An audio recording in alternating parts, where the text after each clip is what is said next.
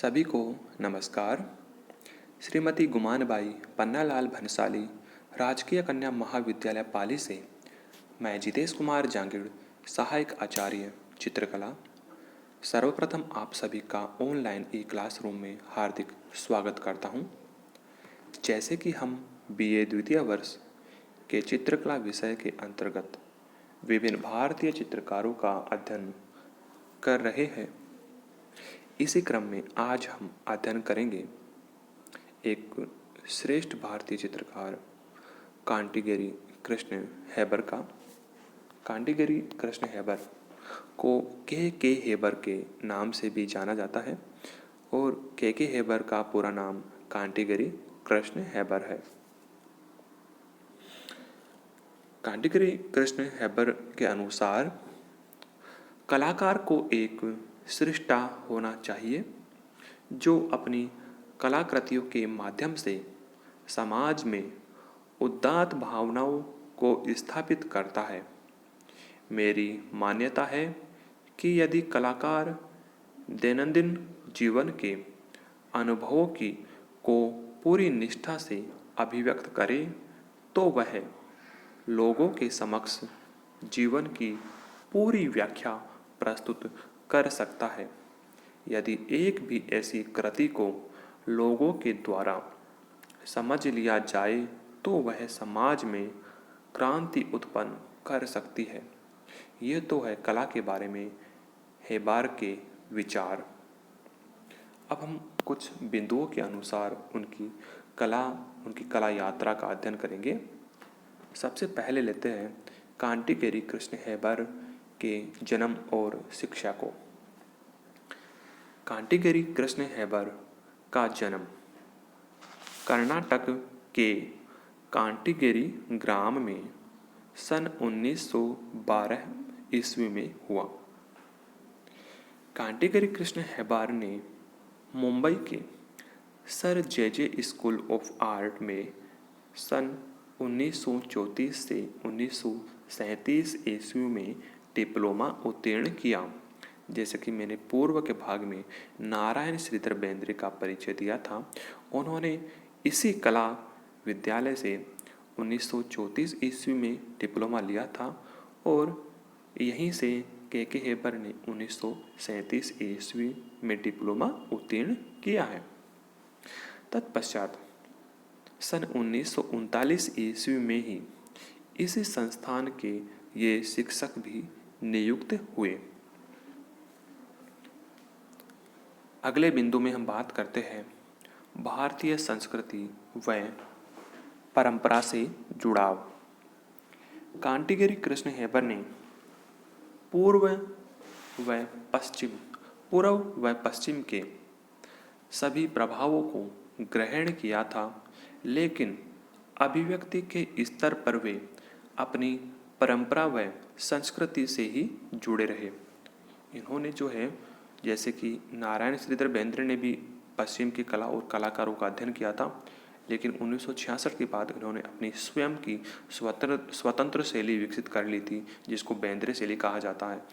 और ऐसे ही ये भी ऐसे ही थे। इन्होंने जो है पश्चिम के भी प्रभावों को ग्रहण किया, लेकिन अभिव्यक्ति जो थी उनकी अपनी स्वयं की थी। वो अपनी स्वयं की परंपरा और संस्कृति से जुड़े रहे। के हेबर पश्चिम की नकल के सर्वथा विरोधी थे। इन्होंने कहा भी है कि हमारी जो महान सांस्कृतिक विरासत रही है उसे छोड़कर हमें पश्चिम का अंधानुकरण नहीं करना चाहिए। हमें स्वयं की स्कूलों व वादों से निकालकर व्यक्तित्व का निर्माण करना चाहिए। ये इनका स्वयं का कथन है। स्कूलों से अर्थ है शैलियों से। स्कूल का एक दूसरा अर्थ शैली भी, कलम भी लिया जाता है। यहाँ पर आप स्कूल विद्यालय को ना समझें। हेबर के चित्रों में भारतीयता के दर्शन होते हैं। इन्होंने अजंता एलोरा व कार्ले गुफाओं को भी देखा, जो अपनी जो विरासत है कला की, जो प्राचीन गुफाएं हैं जिनमें चित्र बने हैं दीवारों के ऊपर, तो उनका भी इन्होंने अध्ययन किया, जैसे कि अजंता एलोरा, कार्ले गुफाएं, इनको इन्होंने करीब से देखा। साथ ही सन 1949 तथा सन 1953 ईस्वी में 2 बार वो फ्रांस, रूस, पोलैंड आदि देशों की इन्होंने यात्राएं की तथा वहाँ की कला दीर्घाओं और संग्रहालयों को इन्होंने देखा और विभिन्न वादों का अध्ययन भी किया, किंतु अपने सृजन में भारतीय जीवन के विभिन्न पहलुओं को प्रस्तुत करना इन्होंने उचित समझा। जैसा कि मैंने पूर्व में बताया था कि इन्होंने पश्चिम की कला का भी अध्ययन किया था, विभिन्न वादों का भी अध्ययन किया, कला दीर्घाओं, कला संग्रहालयों का अध्ययन किया, कलाकारों का अध्ययन किया, लेकिन वो ग्रहण तो सभी को किया, लेकिन उन्होंने अपनी भारतीय विरासत और संस्कृति को अपनी कला में जीवित रखा। अब हम बात करेंगे उनकी कला शैली की। के हेबर की कला शैली में एक विशिष्ट प्रकार की लयात्मकता दृष्टिगत होती है। वस्तुतः हेबर की कला रेखांकन की संवेदनशीलता से अधिक प्रभावित रही है। यद्यपि चित्र धरातल का एक बड़ा भाग रंगों व टेक्सचर्स से परिपूर्ण रहा है, किंतु रेखांकन के साथ, मतलब इन्होंने जो चित्र बनाए हैं उनमें इनका जो रेखांकन है वो सुदृढ़ है। चित्र में रेखांकन सबसे पहले दिखता है। इनका रेखांकन वास्तव में बड़ा ही आकर्षक है, जो सबसे पहले दर्शक को आकर्षित करता है। और रंग भी इन्होंने जो है लगाए हैं, टेक्सचर्स के साथ भी लगाए हैं। इनके जो चित्र है, उदाहरण के लिए कुछ शीर्षक चित्र में बताता हूँ। भिखारी, भारतीय नृत्य, साधु और फ्लड, ड्रॉट इत्यादि इनके प्रमुख शीर्षक चित्र है। इन्होंने मानव आकृतियों को कम से कम लयात्मक रेखाओं द्वारा अभिव्यक्त किया है और इनके सृजनात्मक विकासशील जीवन पर जे स्कूल ऑफ आर्ट के तत्कालीन प्राचार्य चार्ल्स जेरार्ड का अमिट प्रभाव रहा। जे स्कूल ऑफ आर्ट के वो शिक्षक रहे हैं, स्वयं जो है के हेबर भी, तो वहीं के जो प्राचार्य चार्ल्स जेरार्ड, उनके कला का प्रभाव भी इनके ऊपर पड़ा। कुछ कला आलोचक इनकी कला पर अमृता शेरगिल जो भारतीय कलाकार रही है, अमृता, पॉल गोंग व सेजान का अत्यधिक प्रभाव मानते हैं।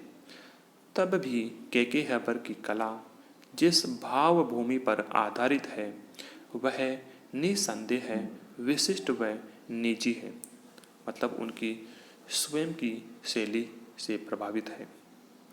के हेबर ने अपनी संश्लेषणात्मक सहज प्रेरणा तथा विवेक से बौद्धिक प्रशिक्षण लिया तथा तकनीक व शिल्प की दृष्टि से अभिनव प्रयोग इन्होंने किए। इसके साथ ही आगे हम अध्ययन करेंगे अगले बिंदु में चित्रों के विषय और प्रेरणा स्रोत की।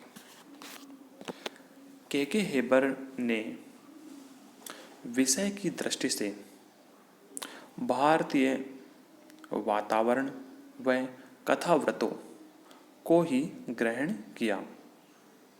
जो भारतीय जीवन है उसी को अपनाया, जो भारतीय काव्य है उनको ही इन्होंने अपनाया।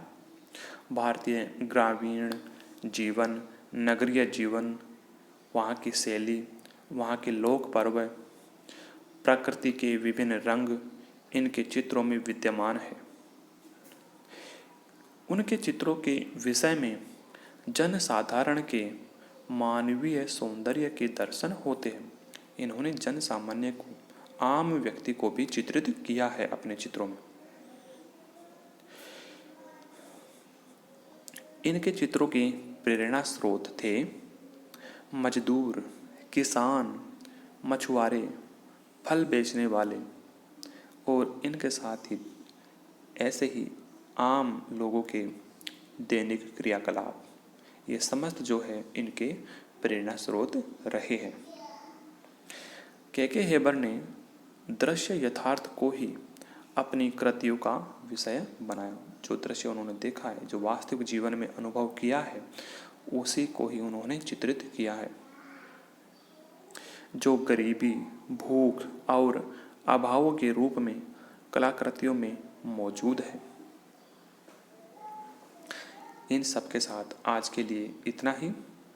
अगले भाग में हम के हेबर के कृतित्व, उनके चित्रों का अध्ययन करेंगे। धन्यवाद।